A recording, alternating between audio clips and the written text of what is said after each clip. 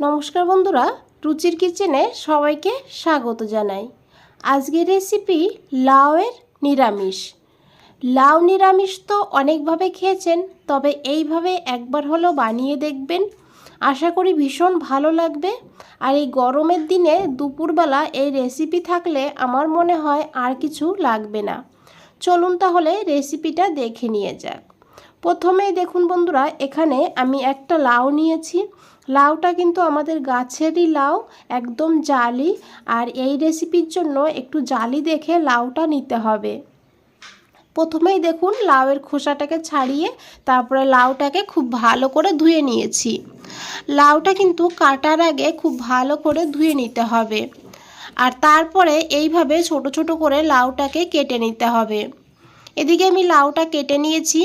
আর এদিকে দেখুন আমি 1 মুঠ মুগের ডাল 1 ঘন্টা আগে ভিজিয়ে রেখেছিলাম।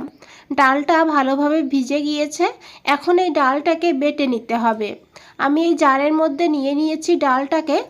আর সঙ্গে দেখুন নিয়েছি একটু আদা, আর তারই সঙ্গে নিয়েছি একটা কাঁচা লঙ্কা। আর এখন এই ডালটাকে আমি বেটে নেব।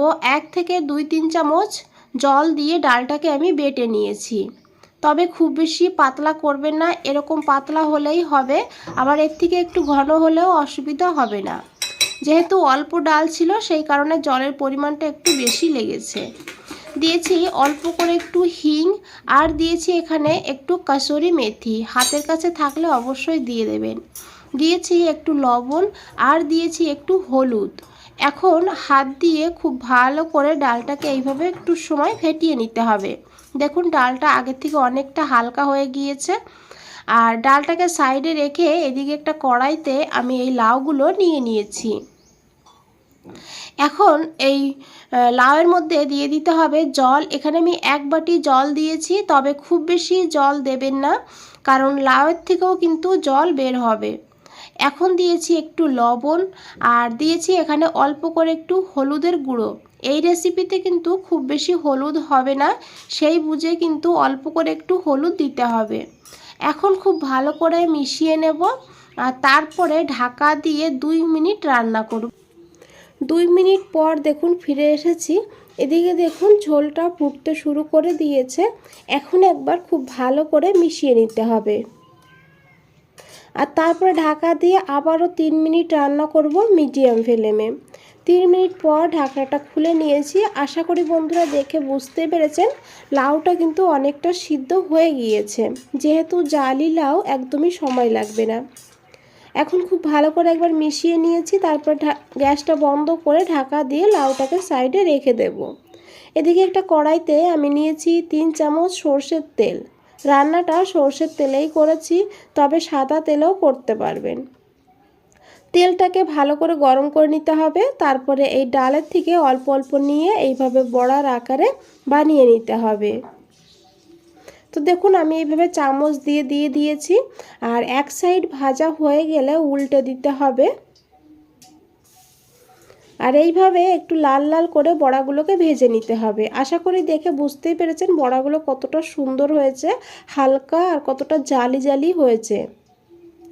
একইভাবে বন্ধুরা বাকি বড়াগুলো ভেজে নিতে হবে। তো দেখুন এই বড়াগুলো ভাজা হয়ে গিয়েছে, আমি এখন তুলে নিয়েছি। আর এদিকে বাকি সব বড়াগুলো দেখুন ভেজে নিয়েছি। কত সুন্দর হয়েছে একবার একটু দেখে নিন।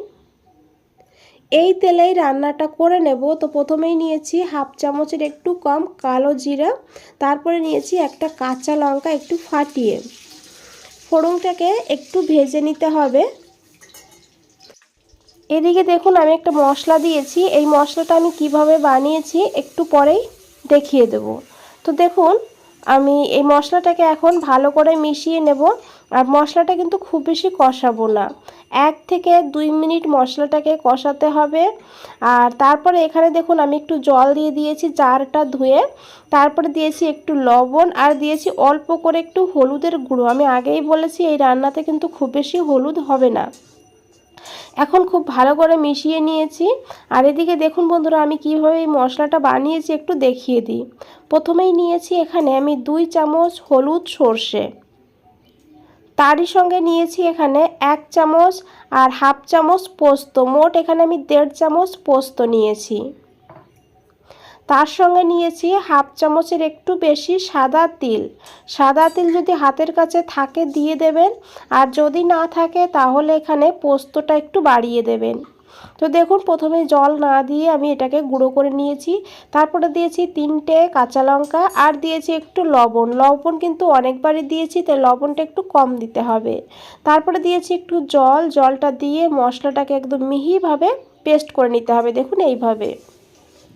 এদিকে দেখুন বন্ধুরা প্রায় 2 মিনিট আমি মশলাটাকে কষিয়ে নিয়েছি। মশলাটা সুন্দরভাবে কিন্তু এখানে কষানো হয়ে গিয়েছে। এখন এই লাউগুলোকে দিয়ে দিতে হবে। বন্ধুরা একবার হলেও এই রেসিপিটা এইভাবে বানিয়ে খেয়ে দেখবেন, তারপরে আমাকে কমেন্টে জানাবেন আপনাদের কেমন লেগেছে। আর ভালো লাগলে অবশ্যই একটা লাইক করে দেবেন, চ্যানেলটাকে সাবস্ক্রাইব করে পাশে থাকবেন। দেখুন খুব ভালো করে মিশিয়ে নিয়েছি, এদিকে ভালোভাবে ঝোলটা ফুটে উঠেছে। এখন এই ভেজে রাখা বড়াগুলো দিয়ে দিয়েছি, দিয়ে খুব ভালো করে মিশিয়ে নিয়েছি। এইভাবেই 4-5 মিনিট রান্না করব, তবে এখন আর ঢাকা দিতে হবে না, ঢাকা ছাড়াই রান্নাটা করে নিতে হবে। দিয়েছি হাফ চামচ চিনি, চিনিটা অবশ্যই দেবেন। লাউ যেহেতু জলো সবজি, তাই চিনিটা দিলে টেস্টটা সুন্দরভাবে ব্যালেন্স হবে। আর দেখুন এইভাবে আমি প্রায় 5 থেকে 6 মিনিট রান্না করে নিয়েছি মিডিয়াম ফ্লেমেই। রান্নাটা হয়ে গিয়েছে, দেখুন লাউ একদম সিদ্ধ হয়ে গিয়েছে আর ঝোলটা একটু ঘন হয়ে এসেছে। এখন দিয়েছি আমি একটু লবণ, লবণটা একটু কম হয়েছিল, আবার একটু লবণ দিয়ে দিয়েছি, দিয়ে আরও 1 মিনিট রান্না করে নিয়েছি। তারপরে দিয়েছি একটু ধনেপাতা, ধনেপাতাটা পুরোপুরি অপশনাল, আপনারা না দিতে চাইলে নাও দিতে পারেন।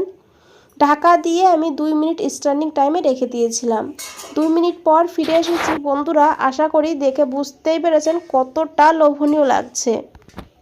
এটা কিন্তু খেতে দুর্দান্ত হয়, তো না বানিয়ে খেলে বুঝতে পারবেন না। তো বন্ধুরা রেসিপিটা ভালো লাগলে অবশ্যই একটা লাইক করে দেবেন, শেয়ার করবেন আর চ্যানেলটাকে সাবস্ক্রাইব করে পাশে থাকবেন। বন্ধুরা আজ তাহলে এই পর্যন্তই, ফিরে আসছি নতুন কোনো রেসিপি নিয়ে।